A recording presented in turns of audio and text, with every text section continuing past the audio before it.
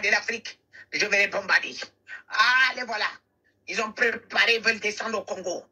Allez, voilà. Allez, voilà. Allez, voilà, je vais les voir, je les vois, je les vois, je les vois. Ah, ils veulent descendre au Congo. Ils vont descendre au Congo. Oh, ils vont descendre au Congo. Le ministre de la Justice, il est dans le collimateur. Il est dans le collimateur. Ils l'ont poussé devant. Ils l'ont poussé devant pour l'exterminer. Parce qu'ils savent qu'il va faire quelque chose. On veut l'exterminer, je vous le dis. Le ministre de la Justice, ils l'ont poussé devant. Ils l'ont poussé devant. Dis-le lui. Fais attention. Ils vont la voir. Ils vont la voir, je vous le dis. Ils vont la voir. Ils vont la voir, je vous le dis qu'ils vont la voir. Ils sont dans les collimateurs. Et je vois Vincent. Oh, ils vont la voir. Ils vont la voir. Ils vont la voir. Ils vont la voir. Ils vont la voir, je dis, le ministre de la Justice du Congo.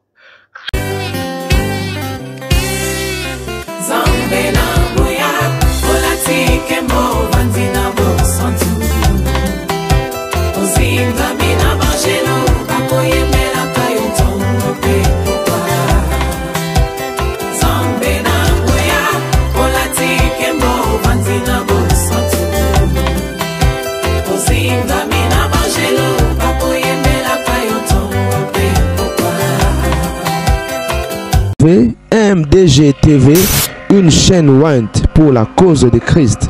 Mafuta Yasika, Mafuta Yasika, Mafuta Yasika. Pas en sécurité, il n'est non plus avec ce qu'il dit. Non, il n'est pas avec lui. Il n'est pas avec lui. Ah, je vous le dis. Ah, je vous le dis. Ah, je vous le dis, il n'est pas avec lui. Ils sont en train de le pousser pour finir avec lui. Ouf. Aucun homme africain ne doit parler comme il est en train de parler s'il n'est pas prêt. Non, non, non, non, non, non. Il n'est pas en sécurité. Non, non, non, non, non, non, non. Non, non, non. Ah, je vois. Ah, ministère du Congo. Ah, le Seigneur. Je dis, on le pousse devant. On le pousse devant, on veut l'exterminer. Ça revient. Ça revient, ça revient, ça revient. Ah, ça revient en boucle, ça revient en boucle. Ah, toutes les stratégies sont possibles. Ils ont mis plusieurs stratégies pour l'avoir. Plusieurs stratégies. Plusieurs stratégies. Plusieurs stratégies. Il est qui? Ils ont fait la réunion, ils ont dit, il est qui? Il parle, il nous parle. Il est qui pour nous parler?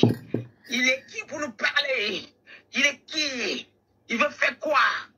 Car ces gars, ils sont dedans. C'est eux qui sponsorisent. Oh, avec des faux présidents. Et des faux présidents. Ils font semblant de vouloir arrêter. Ah, les beaux présidents font semblant. Ah. Oh, Seigneur. Ils font semblant. Ils font semblant, pourtant ils sont d'accord parce qu'ils vivent du sang. Ils vivent du sang. Ils vivent du sang. Ils vivent du sang. Plus on verse beaucoup le sang. Ah, leur chaise est confortable. Est confortable. Est confortable, je vous le dis. Je vous le dis. Et vous le saurez. Et vous le saurez. L'Éternel va les afficher. À tous. Tous. Il va les afficher. Personne ne pourra s'échapper. Personne ne pourra s'échapper. Ouf. Ouf. Personne. Il les affiche tous. Il les affiche tous. Il les affiche tous. Tous. Ouf. J'ai vu une guerre déclenchée au Congo. Et ça a été excité par le Français. Par les Français. Et j'ai vu vraiment une vraie guerre qui a déclenché. Le Rwanda est derrière. Et quand la guerre a déclenché, et j'ai vu les Français quitter pour dire qu'ils viennent soutenir le Congo. Oui, écoutez-moi bien. Le Congo, la RDC, là où il y a le ministre de la Garde des Sceaux. J'ai vu. Et quand ils sont arrivés là-bas, et lorsque les Français sont arrivés là-bas, Badere ici, ça a déclenché aussi chez eux en France. Badere ici, ça a déclenché aussi ici. Donc, ce qu'ils ont fait là-bas, la récompense est tombée sur eux ici, là. Ils ont eu ce qu'ils cherchaient ici, là. Donc, voilà. Donc, Voilà. Il faut... Attention. Donc, moi, je transmets. Voilà. Voilà. Donc, Kagame est en train de préparer quelque chose. Une surprise qui risque... Il risque... Et je vois, il entre au Congo. Oui. Je le vois entrer direct. Et la personne qu'on cherche le plus rapidement, c'est ce ministre-là qui est en train de frapper la poitrine là.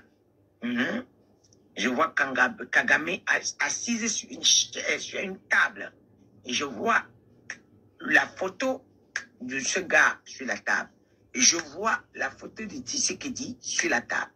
Et je vois maintenant, ils disent que bon, le plan, c'est voilà le plan. Ils sont en train de tracer le plan, comment on va lancer l'assaut. Ça sera inattendu. Il y a déjà la guerre, mais c'est limite. Écoutez-moi bien. Il y a déjà la guerre, mais c'est limite. Ne mélangez pas ce que je suis en train de dire. Écoutez-moi bien. Ça rentre à l'intérieur du Congo. Ça rentre. Donc, ça rentre à la capitale, ça rentre. Moi, écoute, quand je parle, je sais ce que je dis. C'est parce que je ne parle pas des guerres à côté. C'est pas ce que je dis. Écoutez-moi très, très bien. Ça rentre à l'intérieur du Congo. Voilà. Et le Rwanda rentre.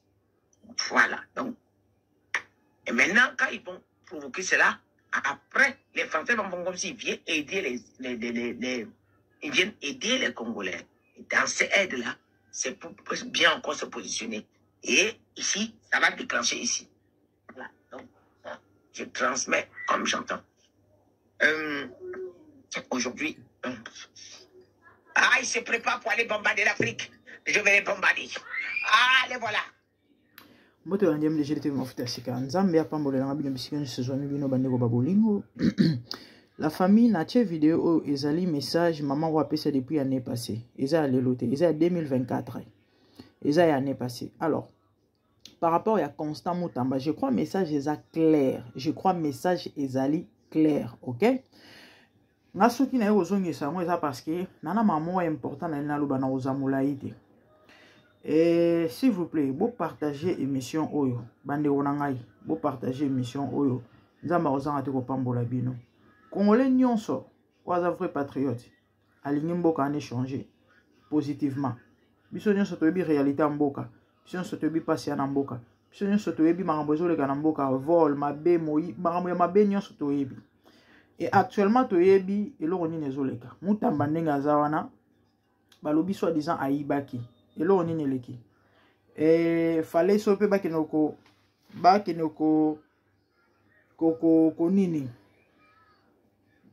excusez-moi bolimbisa ko réhabiliter za ba prison soki na este na mboka oni na Kisangani. Please go away.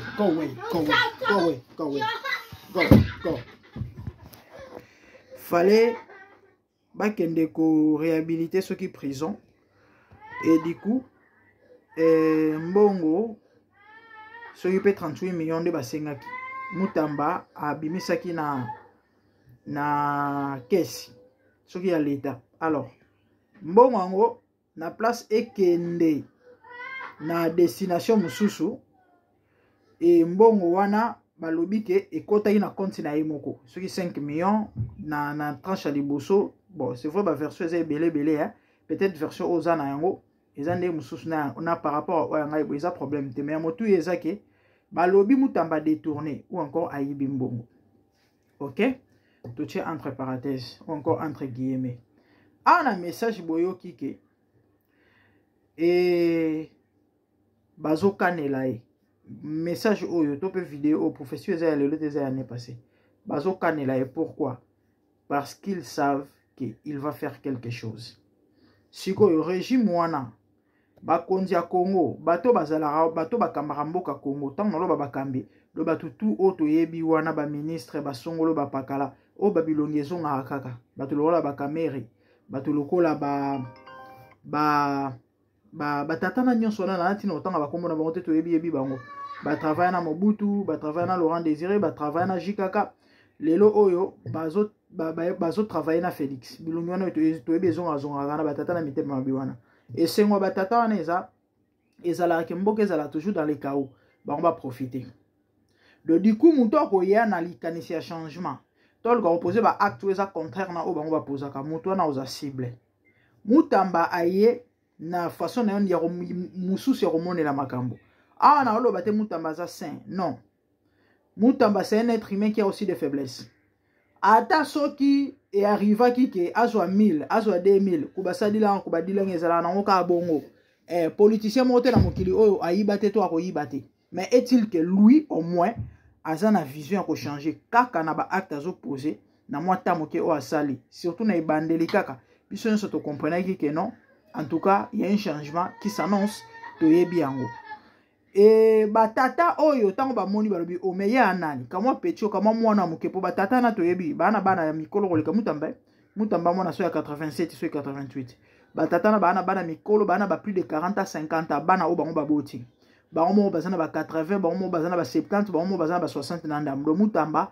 aka mwana moke o akobenga ba misuba koko nde bazawa na netu bamboso wana akobenga misuba papa akobenga misuba oncle ba mona ka tout petit moko boy mwana moko ayi alingi alakisa nini je crois message eza clair maman apesi na ba a explicité alingi alakisa nini o aloba na biso ye akuti biso ye nde nani pona nini po ba comprendre que non lui aza un changement pour le Congo. Alors batia ba mécanisme tout en place ba piège ba tia déjà ba piège ba mitambu na forme nyonso pona nini po bakanga ye to pe ba kangelo bongo na saki to pe ba za occasion moko ya ko livrer ya ko étouffer ya ko éteindre voire même ya ko bomaye.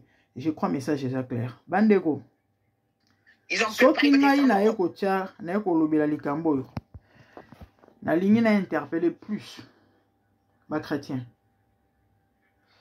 bana na nzambe to bondela pona ndeko mobali yo nzambo a défendre Daniel na fosse au lion a capable de défendre mutamba réalité Daniel va na faire face o eza elorote so nzamba kangola isiki nzamba capable de bikisa mutamba. Prions pour ce jeune homme, il est une bénédiction pour le Congo.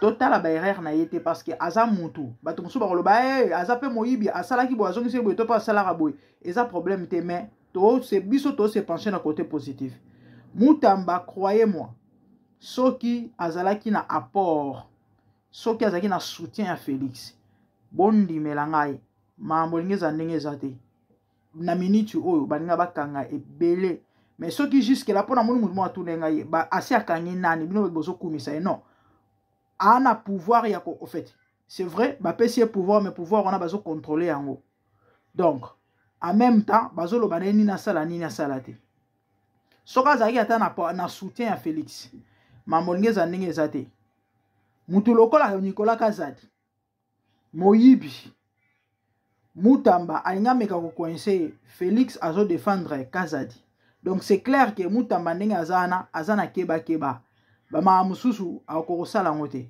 ata o malamu koluka osala aozaka na problème batata na bayebi que les petits azobanga te aosimba partout nazoka sur le détournement bomona ki ekenda ki ezonga ki awa yena ma ministre et du coup complicité na bango nyonso wana na kati basumi nwa nyonso na kati ba Vital Kamerhe bandeko bomoni bolandi morceau ya vidéo ya Vital Kamerhe il doit pouvoir démissionner pour se défendre boyoka ki yango azoye batenzo wana micro ne zaki kokangama te son ba capturer bato pe ba filmer basi ba filma ki déjà epanzani wana na kati assemblée donc c'est clair que mutamba est en danger seul contre tous et même Félix azane pour yete tope azana ye na yete mama o boyoki e bimina munoko na ye alobi yango alobi ana soutien mutu te même le président n'est pas avec lui même le président n'est pas avec lui bazo pousser ba putindika ye batindika ye ti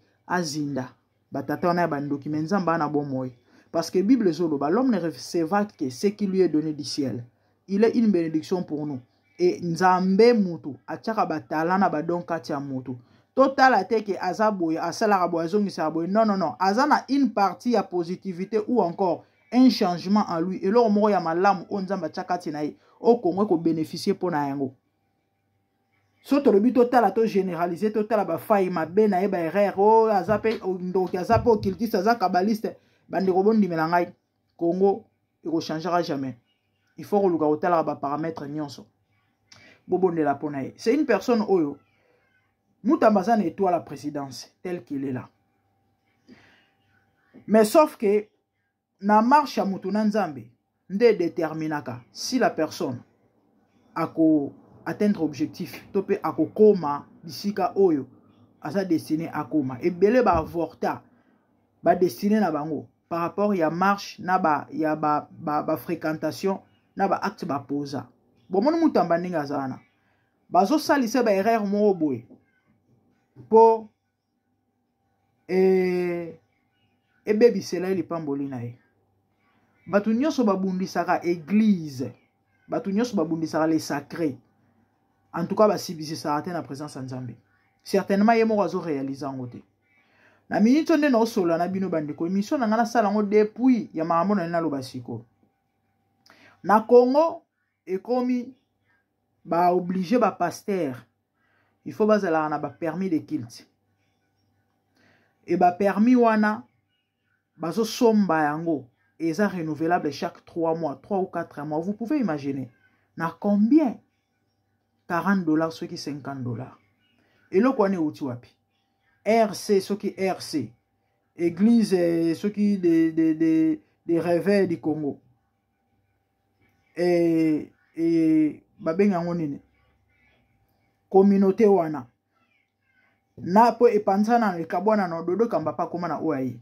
na oyo ya dodo kamba parce que na moi soit déjà ba yoka na tebe na butu baza bato moko bangonde il paraîtrait ba kende ko solo na Mutamba ba tie ba pesi ba idée que non soit déjà pour na contrôler ba passer na ba abus ezole kana ba église na ba marambo ebele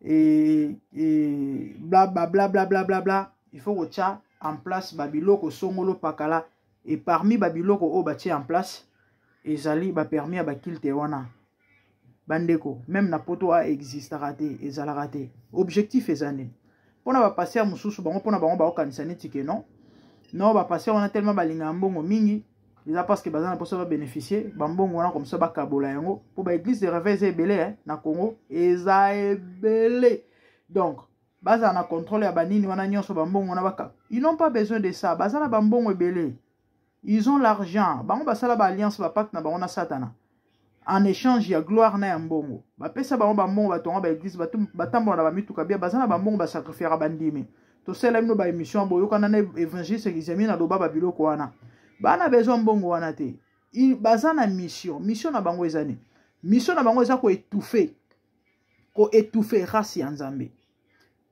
bandeko na Afrique pona osela Nzambe na ndinga solo moko ya ba obstacle to ya ba difficultés za finance ya on bomu ba passer belé ba se retrouver na ba loge pourquoi parce que financement est acquitté siko tels qui sont là ba yebike Nzambe va préparer génération asika gloire il y a deuxième mesure ko ya ezoya et bango eta ba agent à diable il faut pas ça mission to pe musala tata na bango bazui mission ya ko étouffer ba oya Nzambe et tellement ces gens là baza na faiblesse baza na point faible baza batoyo baza na mo ba église o ta mususu kutu ko futa kaka esika eza pasi bo loyer ce qui a descend moi j'ai un grand frère pasteur un grand frère ndenge zalaka dans la foi ayebani pe moi moke na ba réseaux sociaux na tangi kombone bat ba oyeba abeti plus de 2 ans ba otozo salka kalate ba ofuta ça $50 na mois ba beti plus de 2 ans ou 3 ans ba sambela libanda place mo banda ko louer kala ba tekaka ngo so pe ba bimisaka bango je sais pas trop mais est-il que cela que bazai sous nesika propriété ba no sangana libanda azana na assemblée mo ya plus ou moins 60 membres mboka musale za la raté bandimi bato ampiaka bato apasi bato ato du jour balukaka na mukolo ta musuma 5000 monani toketo lelo so na ndako na bana mbongo ope so franc des até ya 10 até do ezalaka ndengwana mais Nzamba za wana mama Nzambe za compliqué Alors, il n'y a pas longtemps, tu as salle au fout à peine $150. Na pasi. Sikoyo, bayebike, ba église wana oyo, nzambe, azomona actuellement, et ba faible commencement, ba faible reste. Oh, tamususu, basangana peut-être on a mondimi. Tamususu, batchaka moi, ba mandala, na sui babilo, on ina mambunda, et l'oro ezate ya malunga. Et du coup, soto coincé bango. Net na mambotali finance. En tout cas, ba oza essoufflé ba rokatana. Ndeba mambo zo leka na Congo. Ndeba mambo zo salema na Congo. E mutamba, mutu, azana sima ba mambo wana, influencé par les pasteurs sorciers. Et babilo on était baboye. Et ça moko babilo esala ke mutu. Na parcours na ye. Oka pa lumière et s'éteindre. Ah oui. Parce que bon di melangai. Et église o nzamba za solo. Peu importe forme nango. Le fait que nzamba za wana. Ya so bundisa ngo kuta na nzambe. Bomoni Kabila le père tango ayaka. Parmi ba mvuya o ayaka nango. Bino boyebi tango Kabila le père ayaka ba discipline kotaka ebele ba dijara bana basi ba rolata ba pantalon te. So lati mini jeep na nzila ba monyo ba kato jeep ke bate ba kato na mupende ba fi ebele ba zo ba no beta bato ba matraque fimbu na libumu babilo wana to yokango e moko ya babiloko oyo zora ba mesure ezaki kokanga ba binzambi ndenge ba benga yango de tout ce qui n'est pas catholique, protestant, kimbangiste et autres ba nini oya minene oto yebi o ezaka ba église de réveil ba benga yango binzambi na Congo. Binzambi qui veut dire secte na terme mususu en d'autres termes. Et bazora mesure okanga ba binzambi église parmi ba église ba bandelaka église moko za na Gombe bato bazalaka période na kini ba yebi lisolo o bato bakena obuka église wana ba soda wana basilisa kutu te moko abeta kilibita uta likola bambana na seliba e kote na libumu akufa sur place des places opération ne katanela tala babundisa église te c'est vrai hein? Na Congo ba église beleza eza nango ba église nzambe te mais ba mécanisme ya koluka kocha ordre na niveau ba église eza ebele ya koluka kozongisa ba maramu na nzela eza ebele et non ya ko coincer to ko rendre baninga vie difficile to pe tâche difficile pendant que boyebi ke passe ya na mboka wana boke no sala ça doit permettre de qu'il te existe wa pina mokili nini na mboka nini même na poto ba biloko wana ezalaka te ba église na biso na ba poto to kenda ya ba congolais et autres bino boyebi na liberté nyonso boluki sale net na mboko na zali freedom country boluki sale moko surtout ba sale ya ba council ya bandaka ya ba l'état ne zaraché moins cher boluki ka no biso to lito bano luwara awa batiki bino mutu mo ya rotuna bino eloko azate bo sambela kana bino aussi longtemps que vous ne dérangez personne awa na mboko yo baki pakate mutako sa bino te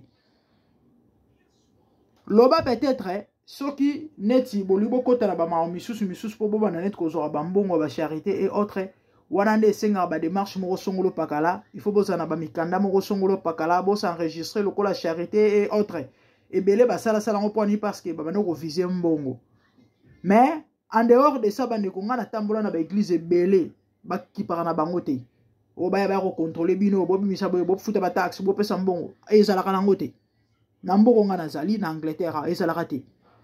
Donc au fait c'est ça si qu'on a Congo comme ba ko taxer batou ba futaka ba permis de culte boyebi musala église salaka muto ko nié œuvre à croix ezaka muto e binzambe te il faut saka occultiste le wala ko fi olomide polo bakeno ba église salaka nini ba prière wana esala musala nini mais muto kutana na nzambe o ayebi impact ya croix na vie ya muto ako minimiser église te ata so eza na forme bizarre ata so eza na mandala et ça na 4 personnes na kati. Pourquoi? Parce qu'il y a la puissance de Dieu, la puissance transformatrice c'est ça na kati. Ozo transformer ba vie ba âme. Bandi ebele ba kulune ebele. Bato robebe ebele à cause de l'église batika machete. Bato mabe ebele à cause de l'église batika mabe.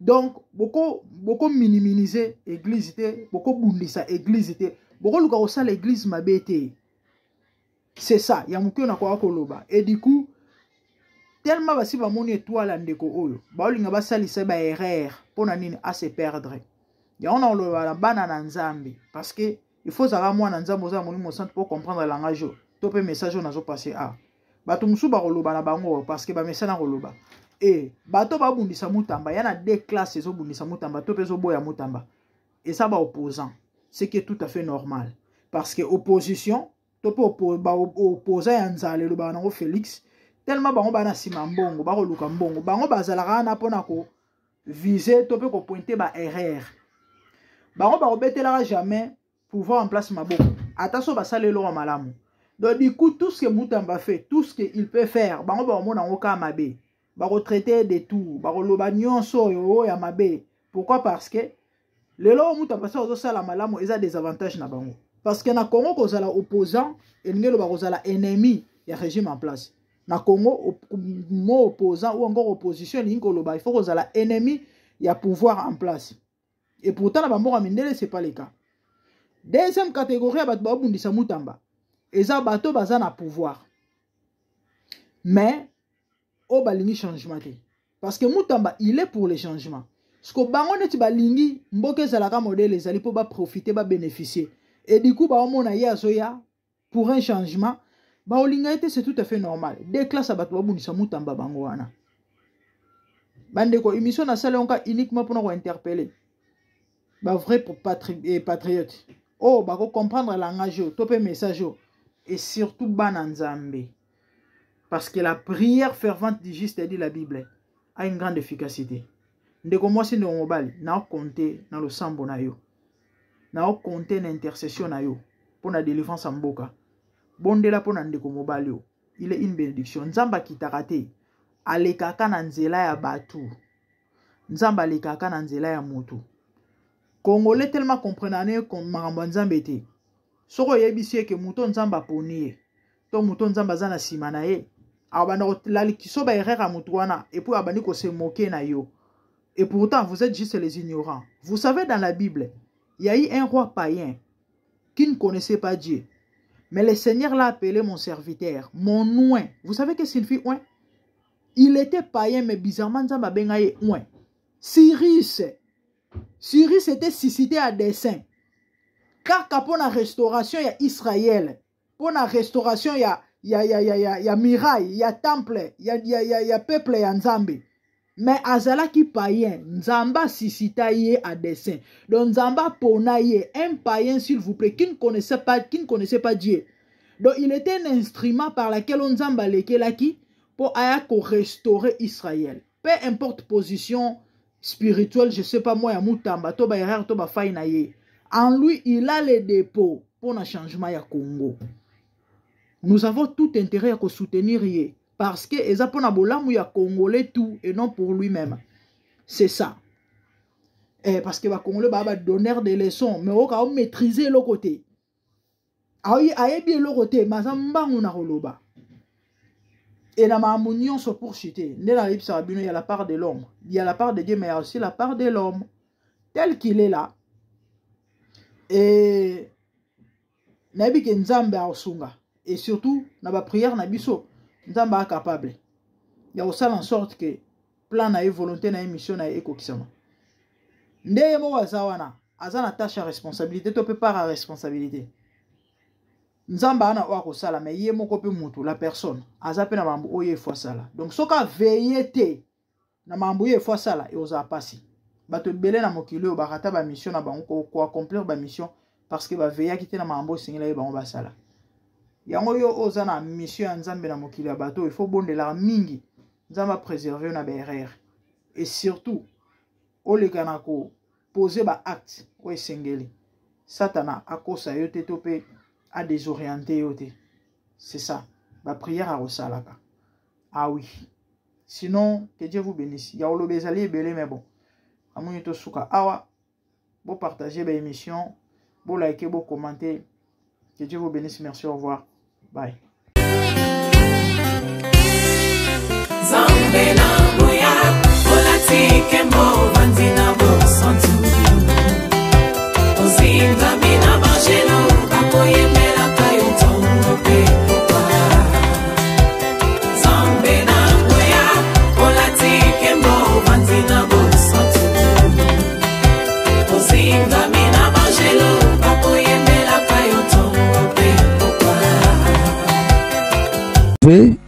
MDG TV, une chaîne Went pour la cause de Christ.